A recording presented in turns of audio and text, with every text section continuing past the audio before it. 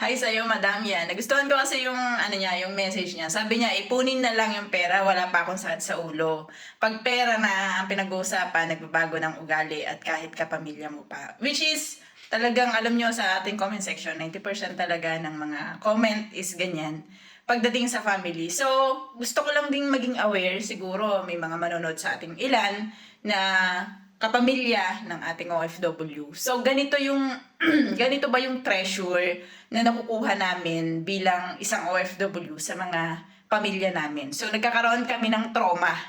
Trauma yung tawag dun sa part na hindi mo alam kung tutulungan ka ba ng family mo once na magtayo ka ng business, once na ito yung maisip mo na way para lang makalabas ka sa pagiging OFW. Kasi guys, sabihin natin malaki ang sahod ng ilan sa OFW natin.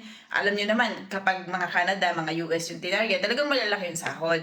Pero in general, bilang isang OFW, talagang uuwi din po kami ng Pilipinas. So, bilang isang OFW, baka sakali ako yung magiging boses ng ilan doon sa mga kapamilya natin na family nila is OFW. Sadya po na nagiging trauma para sa mga OFW. Kapag, alam mo yung nagbigay ka ng pera kasi iniisip mo nalalago tong pera na to. Pero at the end of the day, pagkatapos ng anihan, hindi sa'yo babalik yung puhunan na ibinigay mo. Which is masakit yun para sa amin. Kasi guys, magandang pakinggan na OFW ka. Magandang pakinggan, magandang tingnan sa Facebook na OFW ka. Pero kung kayo po ay nandito sa lugar namin, hindi ko naman sinasabi na ayaw maging OFW. Pero kung tatanungin nyo ang mga OFW, kung meron lang kaming ipoprovide, meron lang kaming pagkakakitaan, hindi namin pipiliin na maging OFW sa ibang bansa na malayo. Alam mo yung solo ka, tapos yung family mo nasa sa Pilipinas. Makikita mo may gathering sila, ikaw nandyan lang. Ikaw magpapadala ka ng pera. Minsan may mga part pa na masusumbatan ka ng family mo. Pero ano nangyayari? Pag nagbigay kami ng chance sa sarili namin na magtayo ako ng negosyo, o sige, tulungan mo naman ako na magpundar ng ganito or something, mag-build ako ng ganitong negosyo, sabihin natin sa farm kunyari, something ganyan, or whatsoever, kung ano man yung negosyo na iisip nyo. Ano nangyayari? 'Di ba? Ang nangyayari po, yung family natin gagawing negosyo pero ang ending magiging kanila na yung negosyo. 'Di ba? Magiging kanila na imbis na ikaw yung nag-provide, ikaw talaga yung builder ng negosyo, sila lang yung mag-execute dahil nga wala ka pa. So, ang tendency kasi noon kapag napalago nila yung negosyo na gusto mo at ikaw yung nakaisip at ikaw yung nagpuhunan, ang gusto mo makauwi ka ng Pilipinas pero hindi po ganun yung nangyayari. Hindi tayo nakakauwi ng Pilipinas kasi nagbaback to zero tayo. Nagde-negative pa nga kasi nakuhanan tayo ng puhunan. 'Di ba? So, it happened a lot po. Marami talaga sa ating mga OFW ganyan. At sa ating mga pamilya ng mga OFW, sana maging lesson to para sa atin, no?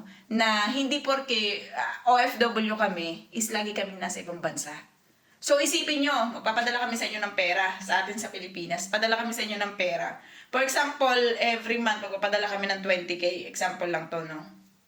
So yung 20K, kung masisave nyo kami kahit 5,000, 2,000 every month, malaking bagay yun kung umuwi kami 2 years from now, 4 years from now. Diba? Malaking bagay. Maliit lang yung ipinapatabi namin, pero malaking bagay siya. Ano yung bottom line dito?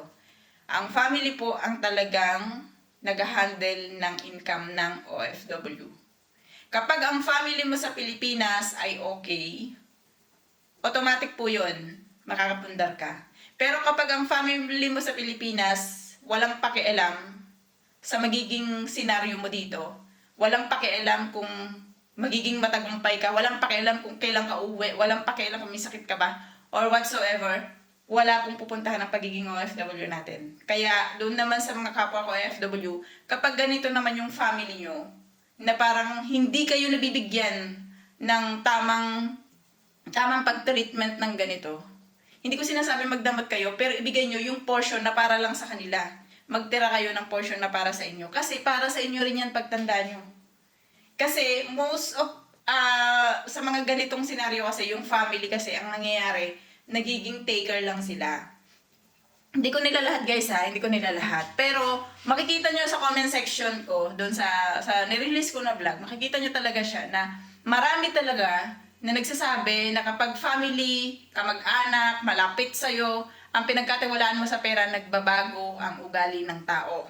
That means na bakit mo pa ipagkakatiwala, di ba? So, paano naman kami makakapundar ng mga OFW? Kung kayo na nandyan sa Pilipinas, kayo na pamilya namin, kayo yung inaasahan namin na magsisimula para sa amin, para meron kaming chance na makauwi ng Pilipinas, hindi nyo magawa.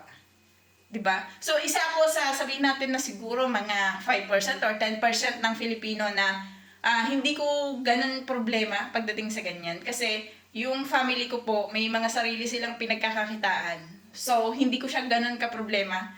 So, kapag nagpadala ako ng portion na para sa kanila, yun na yun. Hindi ko kasi binubulto na, as in wala talaga. Nag-Taiwan po ako before. So, sa lahat ng mga nakapanood ng vlogs ko, nag-Taiwan ako before, wala talaga ako naipon nun. Kasi may nag-aral naman po akong kapatid nun. At saka maliit din talaga yung sinasahod ko at that time sa Epistar. So kung may nag-Taiwan sa inyo. Dati ako Epistar, so maliit lang din ang sahod ko nung time na yun dun. And then, napunta naman ako ng Japan. Pagdating ng Japan, mga 1 taon, wala pa akong naipon. Sabi ko, ba't ganun? Wala talaga akong naipon.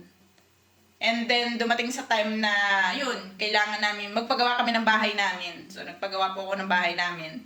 And then, nung nagpagawa ko ng bahay namin, although hati naman kami ng father ko sa pinagpagawa, pero parang na-realize ko, nitong mga time na medyo okay na yung mindset ko, na-realize ko na dapat pala hindi muna bahay yung inuna ko at that time. Kasi nga wala akong napundal, kundi yung bahay namin.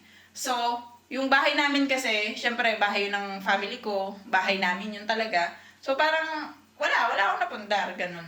Kaya nung nag-pandemic, nung umuwi ako, wala akong masahan. So, bakit ko to sinasabi, guys? Kasi, naging lesson na siya sa akin eh. Kung baga, hindi ko inuna yung negosyo. Kaya nung time na wala akong choice, kundi nasa sa Pilipinas ako. Kasi nung pandemic, wala kang choice. Talagang nasa Pilipinas ka. Kung doon kayo nabutan ng pandemic, nasa sa Pilipinas ka.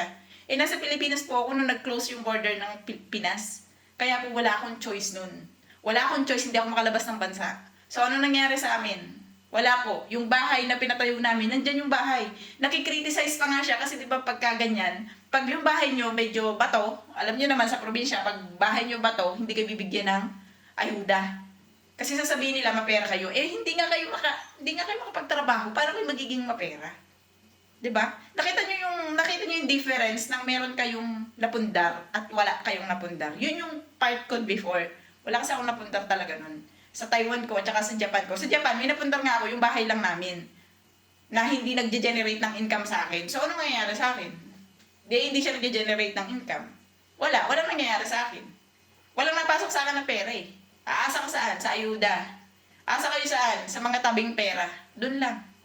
'Di ba guys? Yun yung kaya kayong mga family namin ng OFW, tulungan nyo kami na makalabas dito sa kung nasa saan kami ngayon. Tulungan nyo kami na makapagpundar kami habang nandito kami sa ibang bansa. Kasi pag uwi namin, hindi namin alam kung kanino kami aasa. Hindi namin alam kung sino ang pwede namin asahan na family namin. Once matanda na kami, hindi na kami makapagtrabaho.